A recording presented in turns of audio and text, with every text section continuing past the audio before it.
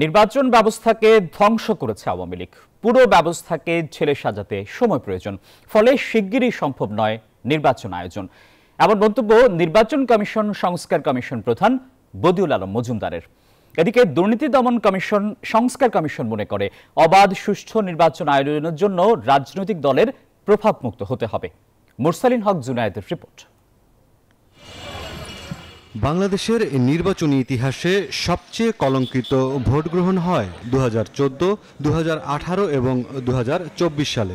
রাজনৈতিক দল ও জনগণের কাছে দশম জাতীয় সংসদ নির্বাচন একতরফা, একাদশ নির্বাচন রাতের আধারের ভোট এবং দ্বাদশ জাতীয় নির্বাচন ডামি নির্বাচন নামে পরিচিত। 15 বছরের স্বৈরশাসনের সীমাহীন নৈরাজ্যের ফসল ছিল সাধারণ মানুষের ভোটাধিকার কেড়ে নেয়া। ফলে ছাত্র জনতার বিপ্লব পরবর্তীতে গঠিত অন্তর্বর্তী সরকারের রাষ্ট্র সংস্কার কাজের অন্যতম নির্বাচন ব্যবস্থার পুনর্গঠন। সে লক্ষ্যে সরকার গঠিত 6 কমিশনের মধ্যে নির্বাচন কমিশন ও নির্বাচন ব্যবস্থার সঙ্গে সম্পর্কিত 4টি প্রতিষ্ঠান সংস্কার করার প্রক্রিয়া শুরু করেছে। প্রতিষ্ঠানগুলো হলো পুলিশ, বিচার ও জনপ্রশাসন এবং দুর্নীতি দমন কমিশন। Redmi 13 স্টাইল বানাই দুনিয়া কাঁপায়। পুরো নির্বাচন ব্যবস্থা এবং সংশ্লিষ্ট কমিশন দলীয়করণ হয়েছে বিগত 15 বছরে। আইন ও ইশতেহার প্রক্রিয়া সংস্কারের পাশাপাশি ভোটার তালিকার স্বচ্ছ হালনাগাদ জরুরি বলে মনে করেন নির্বাচন সংস্কার কমিশন প্রধান।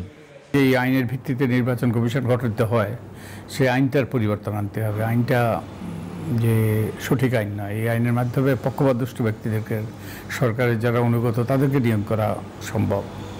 তারপর হলফনামার বিধান আছে, কিন্তু হলফনামার যে ছকটা এটা সঠিক নয়, এটা মান্দাতার আমলের, এটাকে সংস্কার করতে হবে।